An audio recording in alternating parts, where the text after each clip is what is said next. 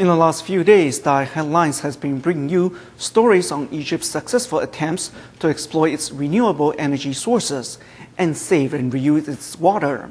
Today we go to the capital city of Cairo, where the NGO Solar Cities is helping poor local communities harness the energy of the sun by teaching residents how to make solar water heaters and also biowaste digesters that break down kitchen scraps into fertilizer and biogas.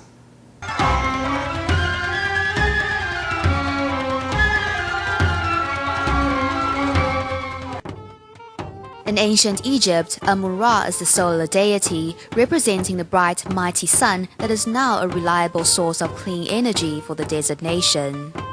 It's not like some other places in Europe or other countries that the sun exists only for a few hours every day. It's always there, even in the winter time. Only very few hours per day that the sun is not available. The abundant daylight in Egypt is like a gift from the gods. In recent years, the government began developing solar energy, most notably in the country's first solar power plant, Kuremat, in the south of Cairo, which is soon to be completed. With an overall capacity of 140 megawatts, the plant will provide enough energy for a month for 280 families. In this desert country, solar energy is also used to desalinate seawater. Solar system, or generally the renewable energy resources, to find another source or resource of water. For example, here in Egypt, in the last years, the new action is the desalination. The non-government environmental organization Solar Cities has also been working with local residents to harness the energy of the sun.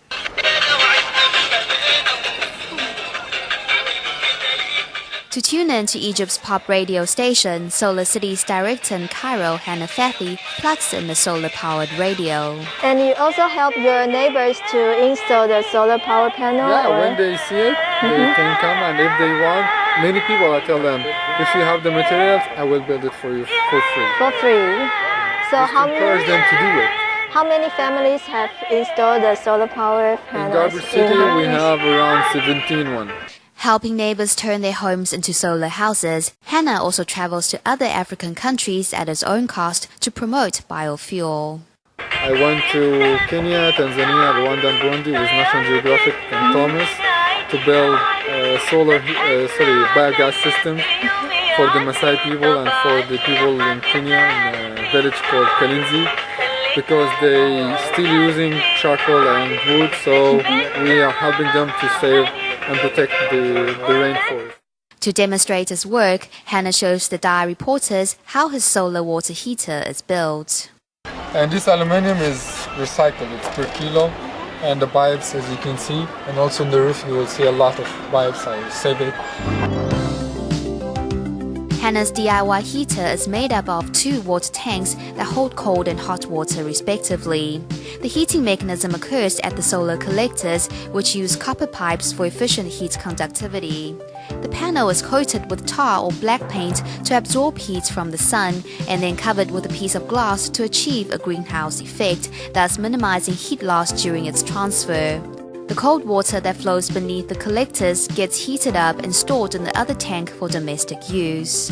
According to Hannah, the green heater can store up to 200 liters of hot water, which is enough for 14 showers. However, is the water warm enough? Sometimes 60, 70, wow. 75. We can try it now. Okay. 我们来试试看那个用太阳能加热的热水到底可以到多热哦。Now? Yeah, count 5 now. You are getting hotter and hotter. Yeah. 1, 2, 3, 4, 5. My skin turns red. The solar heater really lives up to its name, and its creator's passion about renewable energy is just as fervent as the sun. Hannah says a slight change in our lifestyle will make a big difference for the environment. For instance, this unassuming black barrel contains homemade biofuel concocted from leftovers.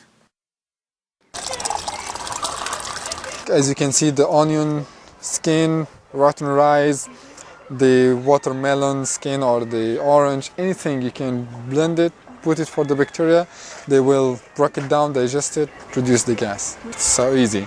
Hannah's wife uses the biogas produced by the digester to heat up water for a cup of steamy hot tea.